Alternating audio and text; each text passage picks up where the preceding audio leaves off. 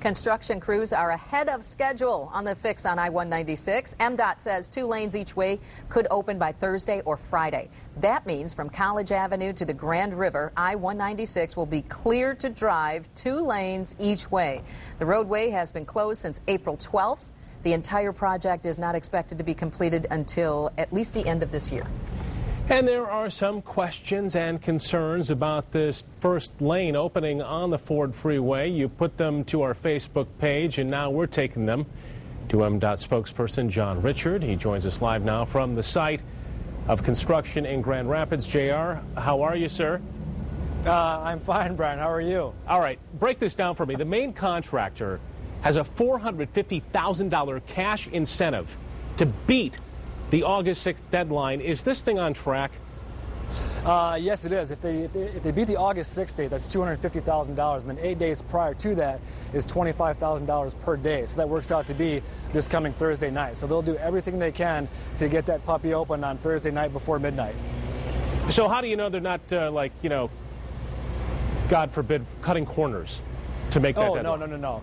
Yeah, we've got too many people on site, too many supervisors, and too many quality control engineers out there to make sure that does not happen. So, yeah, 2 lanes open in each direction, 2 safe lanes open in each direction by probably by rush hour Friday morning. Weather pending, of course. So everything is weather dependent. There's a lot of things that need to fall into place in order for this to happen. So, but it definitely looks good for Friday, and that's full use of the interchanges at Fuller, and then all the ramps at College will be open except for the eastbound off-ramp to College, and then the Ottawa Avenue interchange is pretty much the same configuration as it was for Stage 1. I know those guys are working hard out there, JR. It looks like it's ready to go right now. What needs to happen still?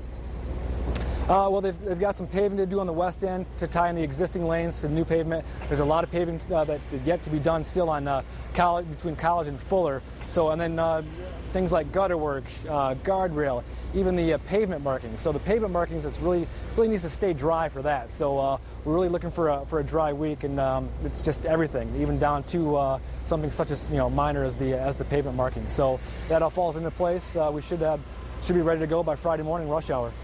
On the surface, JR, weather-wise, it would seem like this summer has been sort of wet. It might have been hard to work around, but you guys have actually benefited from some really good weather out there. Talk about that. Yeah, it really comes in stretches. These guys are working, 10, 12-hour shifts, 6, 7 days a week. And when it does rain, they take advantage of that for, a much-needed day off. They can catch up on paperwork, check out the equipment, materials, payroll. So even when it rains, there's a ton of stuff these guys are doing. And, even right now, there's probably 100 workers, on site right now. And behind me, we're looking north at the marquee bridge of the project at Court Avenue. It's looking good. $500,000, nearly $500,000 at stake if they can wrap this thing up early. John Richard, thanks for your time tonight, and we'll be checking in with you as this project continues. Yep, sounds good, Brian. Thanks a lot.